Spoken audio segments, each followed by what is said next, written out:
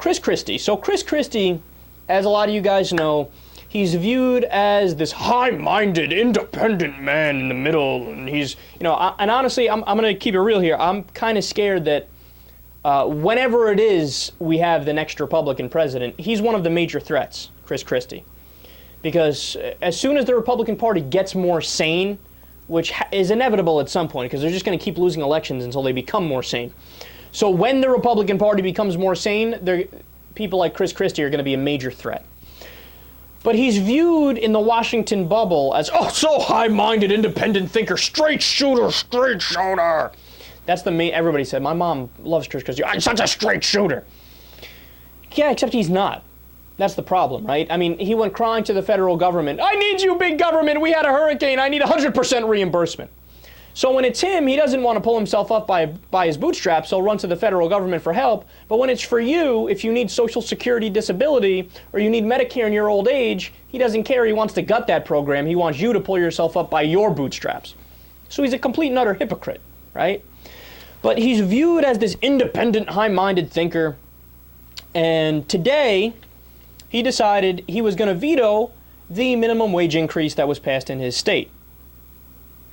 Stay classy there, Chris Christie. So just to give you some specifics here,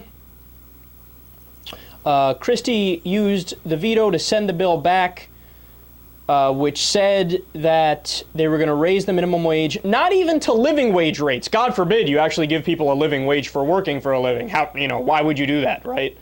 They made it $8.50. Right now it's $7.25.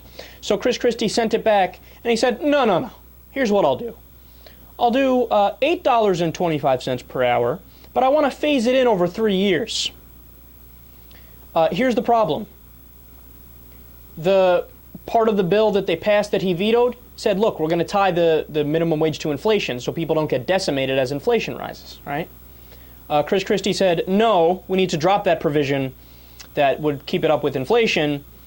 And what Christie counter-proposed would eliminate all minimum wage actual gains, and the gains that he would propose would just be drowned out by inflation.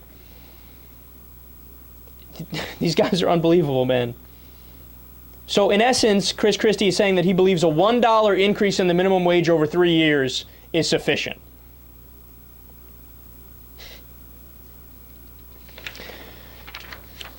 Look, if that's the kind of people you want to vote for, man, you go ahead and vote for them. But I think you're absolutely nuts. Guys, they don't care about you. Unless you are a big business owner who lobbies these people and gives them money for their campaign, unless you buy them, unless you're these corrupt pigs, unless you buy them, they don't give a fuck about you. Look, if you were to come to me and say, hey, Kyle, I'm in favor of raising the minimum wage, but I don't want to go above what a living wage is. I think that, the minimum wage should not make people live in opulence. I think it should be, you can live, pay the rent, and put food on the table, but you're not going to be living in, a lap of luxury, right? Look, I hear you. And in fact, I agree with you, right? If you say, I got this bill proposing to raise the minimum wage to $42 an hour, I'd say, no, that's crazy. You don't understand the way economics works. That's going to have some disastrous effects associated with it. Unintended, but you'll have the disastrous effects.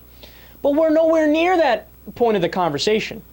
I mean, $12.50 should be the minimum wage right now, period. I mean, nobody should work a full-time job and still live under the poverty line. That just doesn't make any sense. That just defies all reason.